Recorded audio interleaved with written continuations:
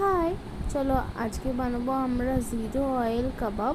সর্বপ্রথমে আমি 400 গ্রাম চিকেনের পেস্ট নিয়েছি আর নিলাম একটা বড় পেঁয়াজ টুকরো টুকরো করে কাটা, ফাইনলি চপ করে কাটা, আর নিয়েছি অর্ধেক ক্যাপসিকাম ফাইনলি চপ, আর নিয়েছি 4 থেকে 5 চামচ টক দই, আর একটু স্বাদ মতো লবণ দিচ্ছি, হলুদ গুঁড়ো, আর দেবো হচ্ছে জিরে গুঁড়ো, আর দেবো ধনে গুঁড়ো।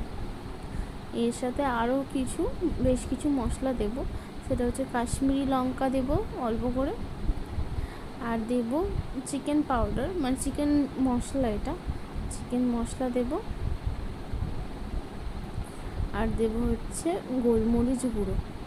এগুলো দিয়ে আমি ভালো করে এটা হাত দিয়ে মাখিয়ে নেবো, ভালো করে সময় নিয়ে মাখাবো যাতে সব মশলাগুলো চারিদিকে চলে যায়। আর আমি আদা রসুন পেস্ট দিতে ভুলে গেছিলাম, এটাও দিয়ে দেবো। এটা দিয়ে আমি আবারও একবার ভালো করে মেখে নেব। হাত দিয়ে ভালো করে মেখে নেওয়ার পর এখানে আমি একটা বেকিং ট্রে নিয়েছি, ওখানে একটু ঘি স্প্রেড করে আমি এই চিকেনের মিক্সচারটা দিয়ে দেবো একে একে। এবার হাত দিয়ে আমি আস্তে আস্তে চেপে এটাকে ফ্ল্যাট করে দেবো। এবার একটা খুন্তির সাহায্যে আমি এখানে দাগ করে কেটে নিচ্ছি, যাতে পরে আমার খুব সহজেই এই চিকেনের কাবাবগুলো বেরিয়ে আসে। আমি এইভাবে আস্তে আস্তে এইভাবে কেটে নেব।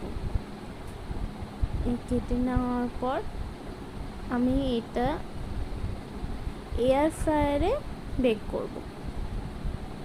এই যে এয়ার ফ্রায়ারে ঢুকিয়ে দিলাম, এটা আমি 180 ডিগ্রিতে